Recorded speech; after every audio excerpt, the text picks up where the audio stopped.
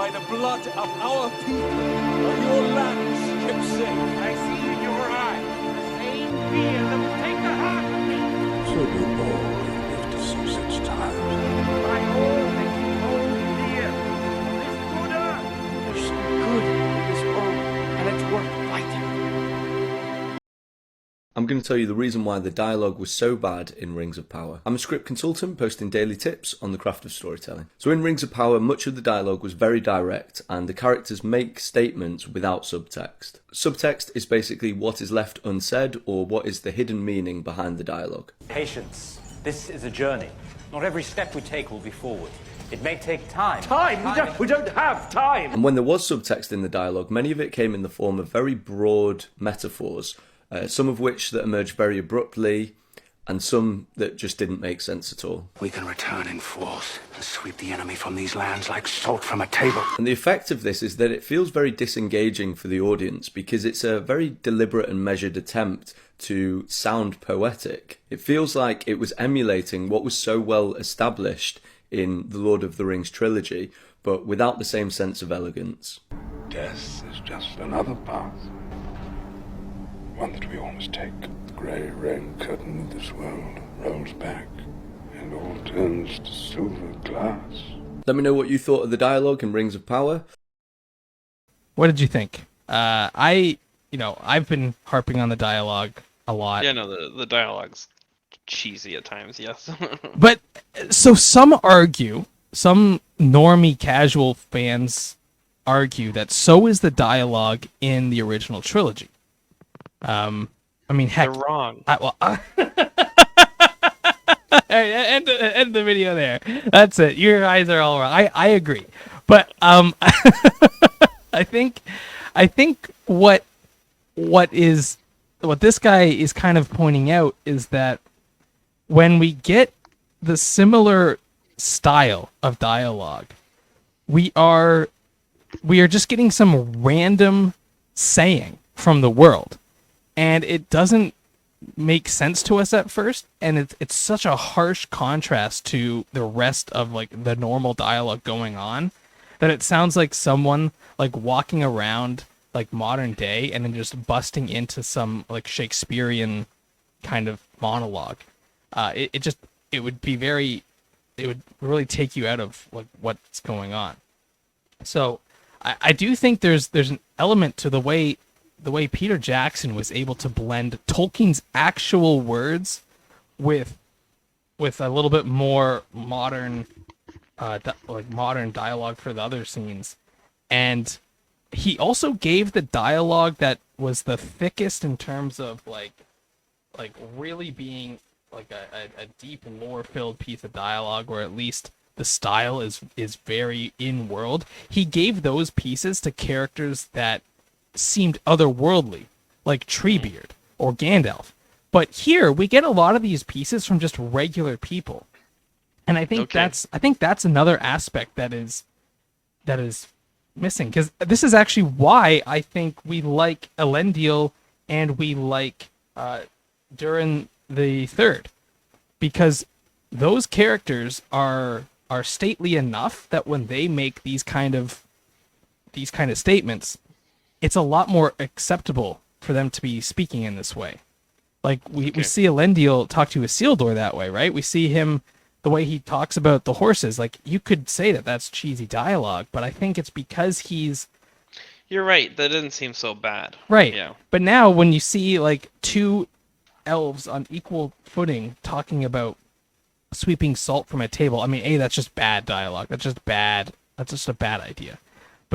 But also, it's because like neither one of them is like this otherworldly like higher. I mean, I know one is a higher rank than the other in terms of like them being in the military. Yeah, it's not like there must have been a better way there must be a better thing to sweep.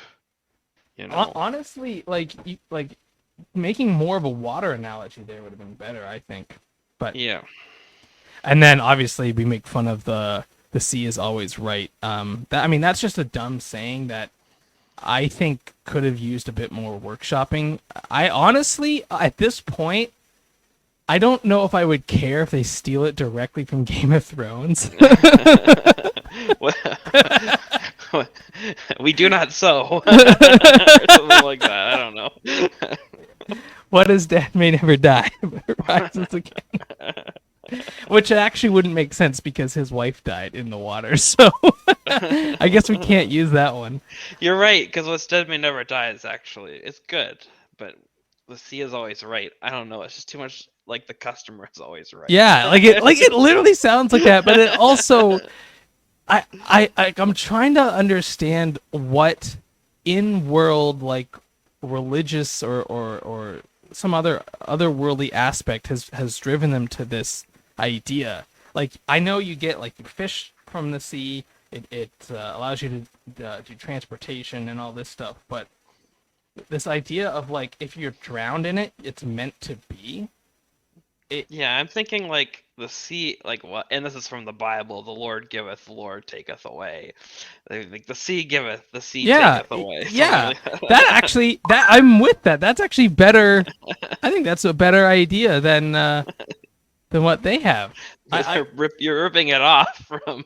Hey, I mean, I at this point, some of these lines, I mean, like, what are we should really do a list of our least favorite pieces, because I know for a fact that the first opening dialogue is going to be a part of this, with the frickin' stone ship analogy. Well, and you're right, they could have left that a total mystery about what it even meant. Right. If you leave that a mystery, you actually elevate it to such a degree that it actually seems otherworldly, and that's a perfect character to do it. That's why it almost works for some people. Like they're I think people are with it right up until they reveal that it's something really dumb. So, yeah, I guess that I'm in agreement with this TikTok here, but I also think it's the type of character that they're using to make these statements. And the last thing I want to add is the actors. I think a lot of the actors in the original trilogy come from a stage background, and so that's true. They're able to. It does not seem they're able to make this dialogue not seem weird and clunky, and literally like some of these examples that he had in his TikTok. I'm trying to like, how do you read that in the script and then go to say it without making it sound really clunky and bad as you speak it? You just go for it, like the elf did there. You just say like you just go like salt from a table. Yeah. So, yeah, I mean, I don't know how much more to harp on the dialogue because I mean everyone is talking about it, but I am curious as to like what is it about the dialogue, because I don't want to hate the dialogue, and you know I love the dialogue in the original trilogy, and I'm just trying to figure out why, like what is the difference. And so this is one piece that's kind of helping me understand what it is, because I don't want to just say, oh, they're bad writers and that's it. Like, but why is it bad? Why do you and I laugh when we see most of these profound, quote unquote, profound moments in this show, and yet when we watch the original trilogy, we are listening and we get a bit emotional to them. Like there's got to be a reason for that, and you know, to Jackson's credit, he really was able to tap into both Tolkien and more of a modern day style of speaking to, I think, really bring out the maximum amount of emotion from these scenes. Yeah. Yeah, I mean, I'm worried to open this up to comments down below, but obviously this is YouTube. You can comment away if you want. What did you guys think of the dialogue in the show? And you know, what are your thoughts on what's wrong with it? Is it just the fact that it's bad? Like, is there nothing more to it than that, or is there something a little more nuanced, like the type of character that's saying it? You know, is it the fact that the world building isn't done enough up to that point, so that when we get the line of dialogue, it doesn't make sense? Like, we've already established hobbits by the time we get to like Second Breakfast, for example. So like that's not out of nowhere. Or like, heck, they even have that scene beforehand where he didn't know that they come in pints. And, you know, I know those are comedy moments, but at the same time, they don't take you out of the world either.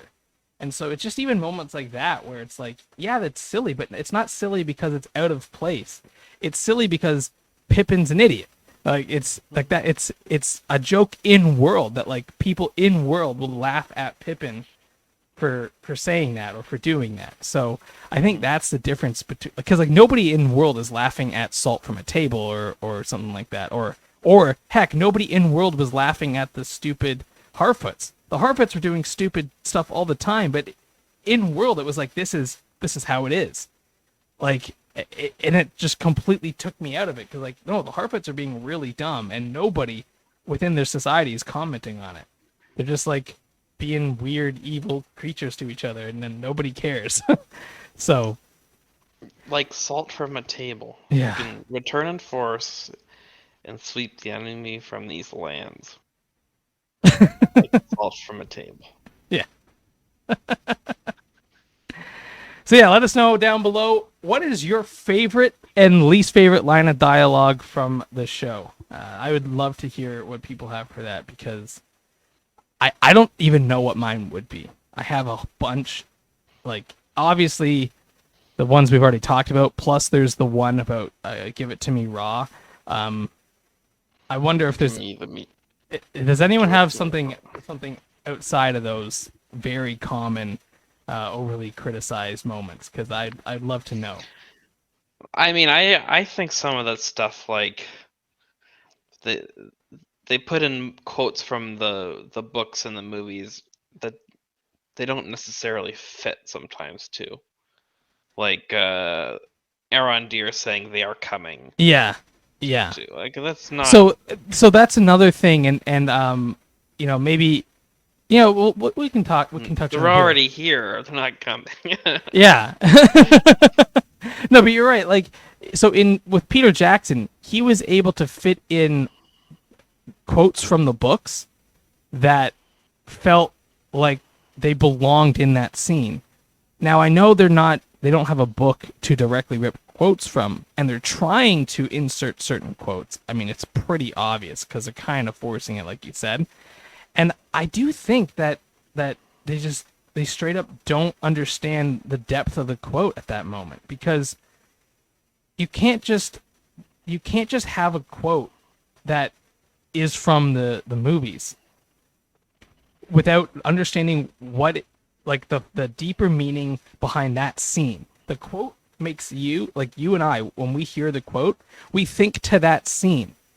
And so in the scene from the movies, there's going to be some deeper emotional context, and that's what the quote is bringing up. The scene in the show has to reflect that also. And so when it doesn't, not only does it not make sense like logically, but it doesn't even make sense emotionally, and then it makes you literally go, "Oh, why'd you say that? Like, why'd you bring that quote up?" Like, that means nothing to these people in this world, and now it means nothing to me because it's stupid.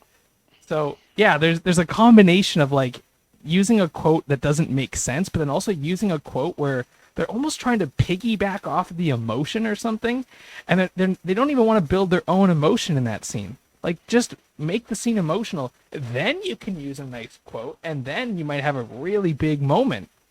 But instead, they just sort of throw the quote out there as if, like, you know, this is going to bring all of that back up, and everyone's going to be in love with the scene from the quote alone, and that's just not how it works.